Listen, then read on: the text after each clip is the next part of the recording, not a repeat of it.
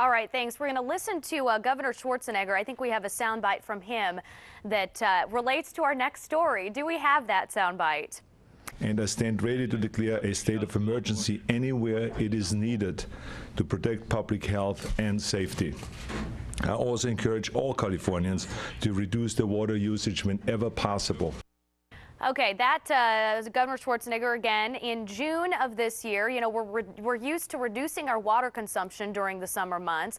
But what if you didn't have to? What if you didn't have to listen to the governor when he tells you to turn off that water? Well, a Rockland company is putting a modern-day spin on collecting rainwater to eliminate our need to cut back. Joining us live, Robert Lenney from Rain Harvesting Systems. Robert, tell us what you're seeing in front of. What kind of contraption is needed to store this rainwater? How does this all work? Well, first of all, I'd like to tell you, did you know that the average home can collect over 10,000 gallons of annual rain each year? And people don't really know that. And all that rain is just going down the drain. So what we're doing is we're offering a special system to be able to collect that rainwater. And I'll tell you what, it's great on water conservation. And show us how it works there, as you're telling us. Okay, will do. Let's go in the shop here.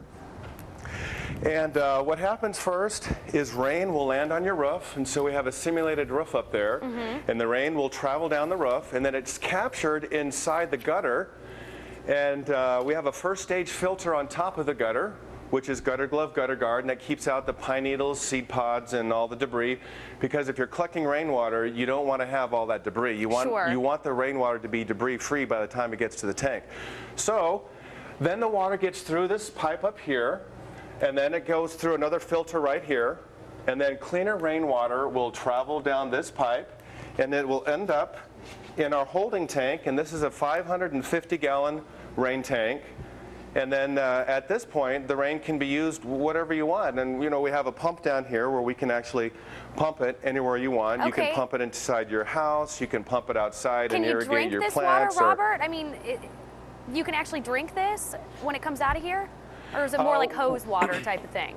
Well, you can drink it once it's filtered properly, and this is our potable filter system right here, which we have a sediment filter, a pre-carbon, and reverse osmosis, and a post-carbon filter. Okay.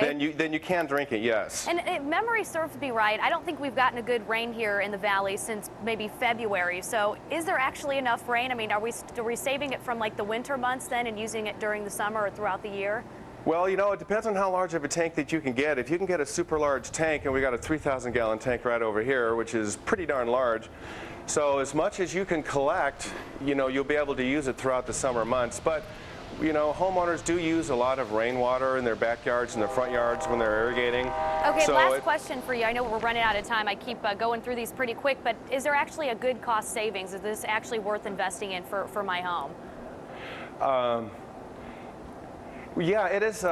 It is cost-effective for using it at your home. I think I got your question right. It is a cost-effective way for conserving water, for putting a system in, but the prices pretty much vary across the board. It really depends on. How much is it on the low end, Robert, would you say? Oh, on the low end? Well, let's take a quick peek right over here. On the lower end, we have a 60-gallon rain barrel, and a system like this might cost $149. Okay, all right.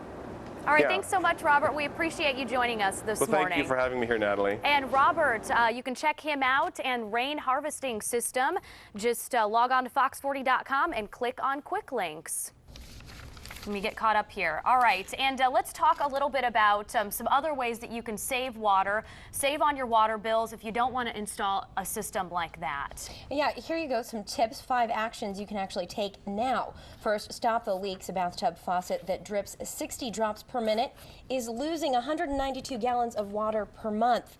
To check if your pool is leaking, you can put a bucket on the top ladder step filled with enough water to meet the top water line of the pool. Then you check to see if the water level goes down in the pool compared to what's in the bucket. It's a good tip. Second, if your home was built before 1992, chances are that you don't have an efficient toilet. Well, you can check to see when your toilet was made by lifting the lid and looking for a little stamp on the back. To save water, your toilet should be using 1.6 gallons per flush. Again, a toilet before 1992, not so great. Also, old clothes washers use more water than newer ones, and proper landscaping design and irrigation also helps by mulching over soil around plants there, you can kind of keep the water that you put in the soil right in there, and that helps. All right, and finally, check out what you're watering. Some plants don't need to be watered regularly. There you go. All right, we're going to see you right after this. We'll be back with some news from Hollywood.